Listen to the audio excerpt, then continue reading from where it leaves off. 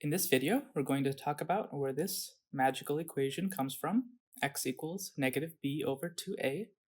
And just to refresh our memory, let's take a look at a graph. So we learned that the lowest or highest point on a parabola is called the vertex, and the x-coordinate of that vertex can be found with this formula, negative b over 2a. Additionally, our parabola has a line of symmetry, and if you pick any point on this line, the x-coordinate is going to be negative b over 2a. So we say that the equation for this line is x equals negative b over 2a. So the first thing we're going to do in this video is we are going to prove that a parabola has a line of symmetry.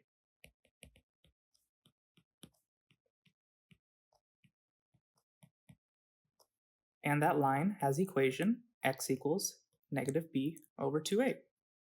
It might seem obvious that a parabola has a line of symmetry, but do we know for sure if this line cuts the parabola into two equal halves? Maybe the right side of the parabola is slightly off. So visually it might look like it cuts in half, but in reality it doesn't.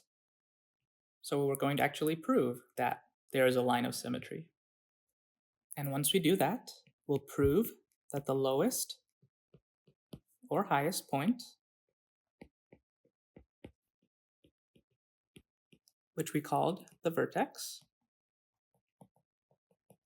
is on the line of symmetry.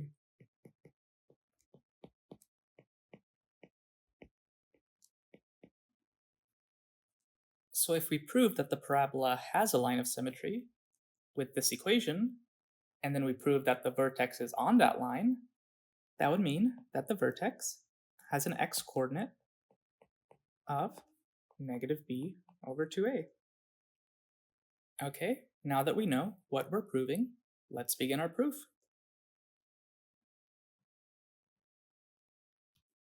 We're going to start with the general form of the quadratic equation. Since this is the general equation, anything we learn about it will apply to all quadratic equations, and therefore all parabolas. So we're going to start by factoring out the a. So we'll have a times x squared plus b over a times x, and then we're going to keep our plus c at the end. If you notice, when you distribute this a to each piece on the inside, you'll get the line above. So factoring out that a is the same as dividing these first two terms by a. Okay, now we're going to work with this piece on the inside. We have an x squared term and an x term, so what we're going to do is complete the square. How do we do that? We have a formula. As we learned in the completing the square video, to complete the square, we add a final term, which is equal to the middle term divided by 2 and squared. In this case, our middle term is going to be b over a. Rewriting our equation, we'll have y equals a times x squared plus b over a x plus the final term. And that final term is b over a, our middle term, divided by 2 and squared. And we still have our plus c at the end. So with equations, you can't just randomly add terms to it. That would change the equation.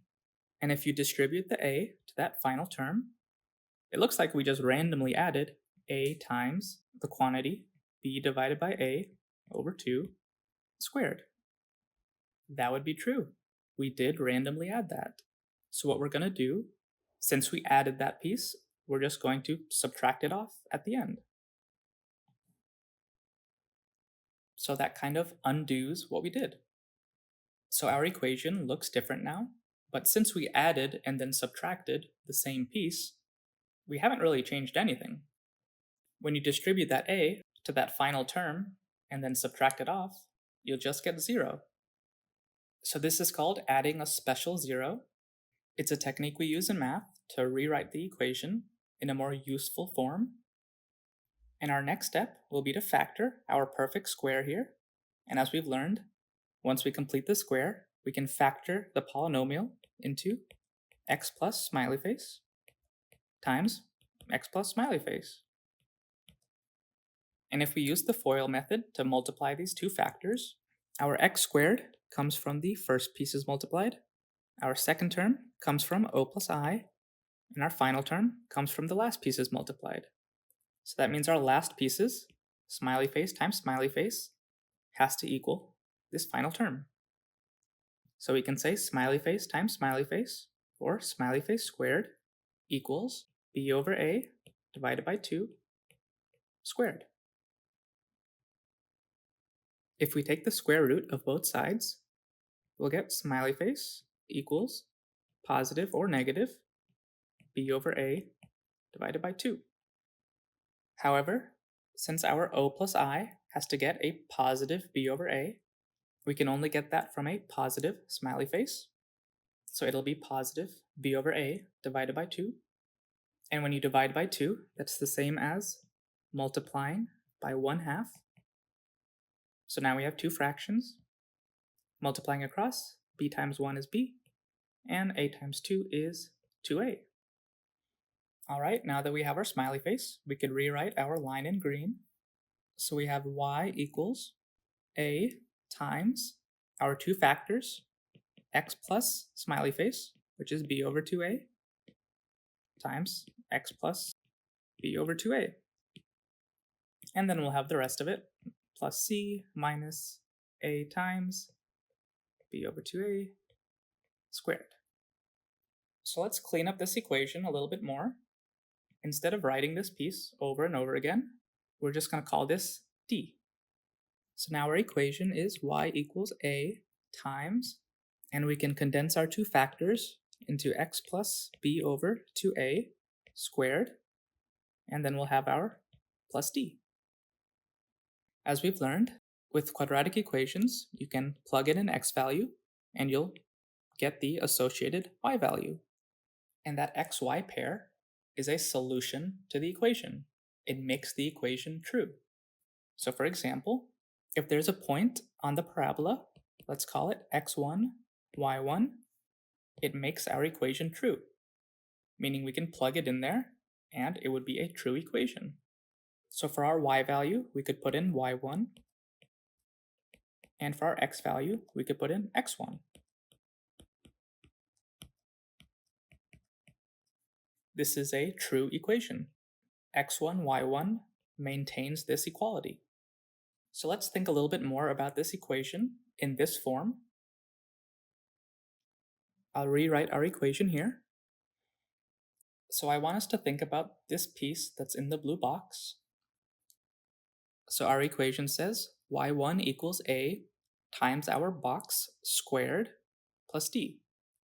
And since we're squaring the box, there's actually two things you can put in the box that lead to y1. The box could have x1 plus b over 2a, which it does right now, or the box could have negative x1 plus b over 2a. We've seen that if you square 7 and negative 7, both of these give you 49. So that's the idea that we're using here. In our blue box, if we have this value, or the negative of that value, squaring it leads to the same number. So we know that if we input this x sub 1, we're going to get this value in the box. And now we need to figure out what do we need to input here to get this second value. That might seem a bit confusing, but we're going to rewrite our second value here in a different form. Let's start by distributing that negative. So we'll get negative x sub 1 minus b over 2a. Now I'm going to add two special zeros. So we have our negative x sub 1. Then I'm going to add b over 2a. And then I'm going to subtract it. And then I'm going to add another b over 2a. And subtract that one. So essentially, we didn't do anything. We just added 0 twice.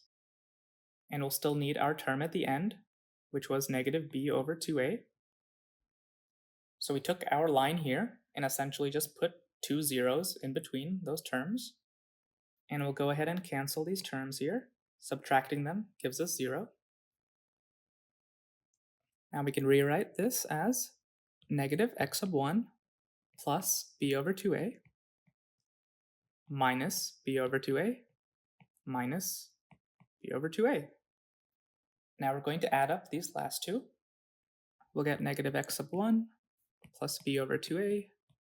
And then we have our two fractions, common denominators. So we're just working with the top. So negative b minus b gives us negative 2b over 2a. And these 2's cancel. So we can write this as negative x sub 1 plus b over 2a minus b over a. Now I'm going to switch the order of these two. So we'll have negative x sub 1 minus b over a plus b over 2a. Okay, so the important question is, why am I doing this? We said that if we put this negative value in our blue box, it'll lead to the same answer as this positive version. And now we've written our second value in a different form, so that means we can put this guy in the box and it'll get the same value. So let's bring this up to the top.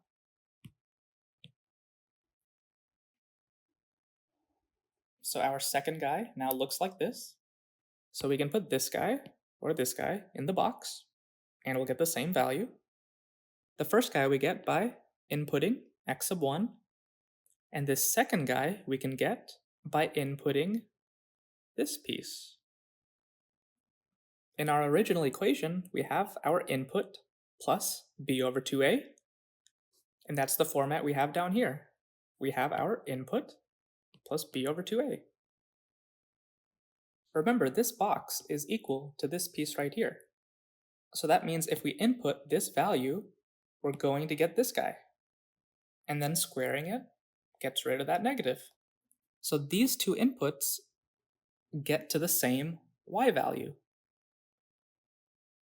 If we use our function notation, we can say that putting x sub 1 into our function gets us a value, and putting negative x sub 1 minus b over a gets a value, and these values are equal.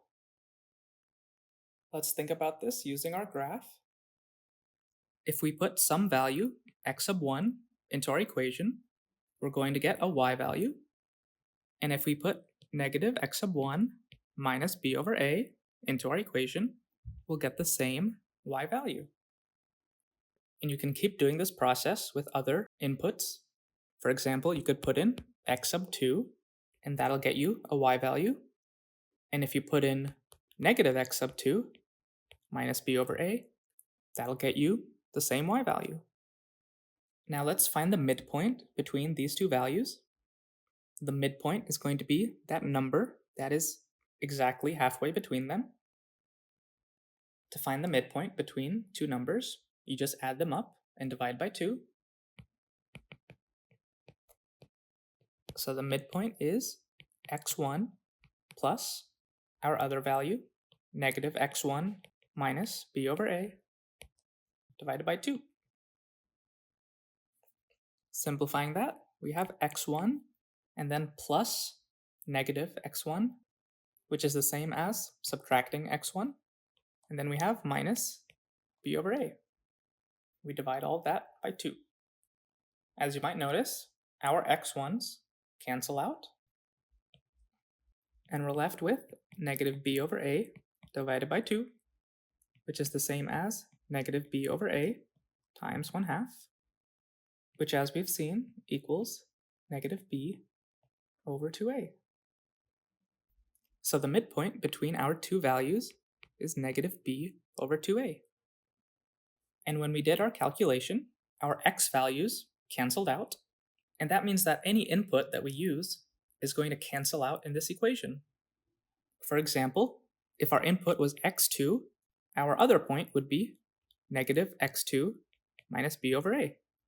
And in the second step, we'd get this same situation, where the x values cancel, and we're left with negative b over a divided by 2, which gives us this same answer. Looking at our graph, we can say that our orange dot on the right is at x sub 2, which means our orange dot on the left is at negative x sub 2 minus b over a, and the midpoint between those values is still negative b over 2a. That means we can pick any point, and there will be a symmetrical point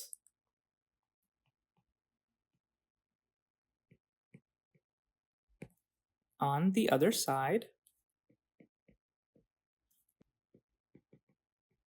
of negative b over 2a.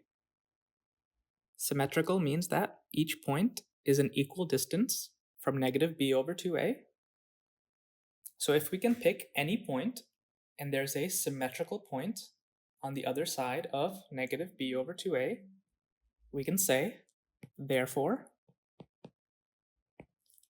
a parabola has a line of symmetry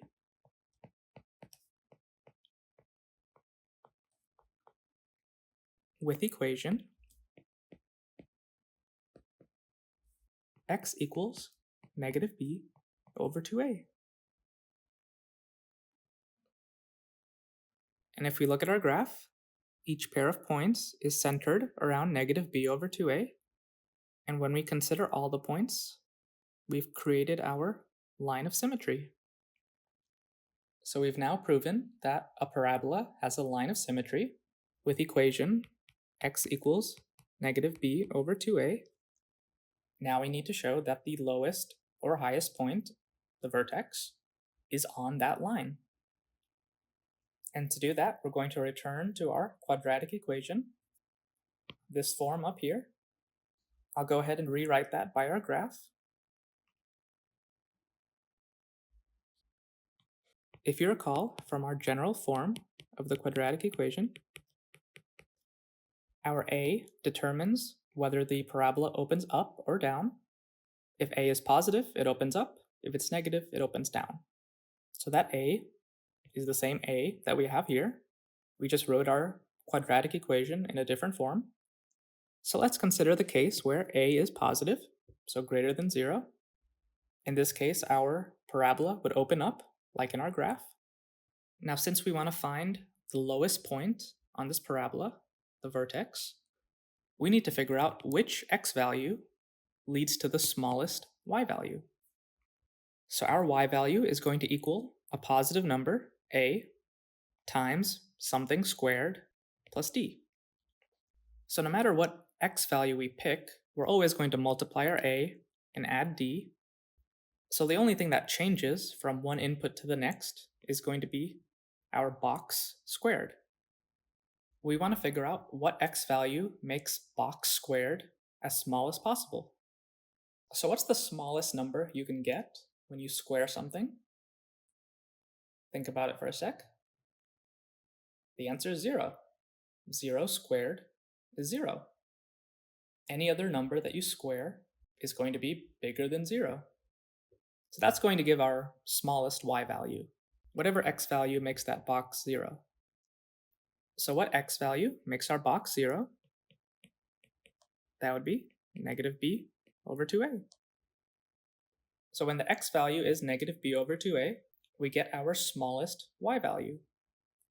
And looking at our graph, when the x value is negative b over 2a, we're on our line of symmetry, and we just showed that that is where our lowest point occurs, our vertex. So we started off proving that the parabola has a line of symmetry with equation x equals negative b over 2a, and we just now proved that the vertex is on that line, which means that the x-coordinate of the vertex is negative b over 2a. In the quadratic equations video, I simply told you that this was true. Now we've proven it.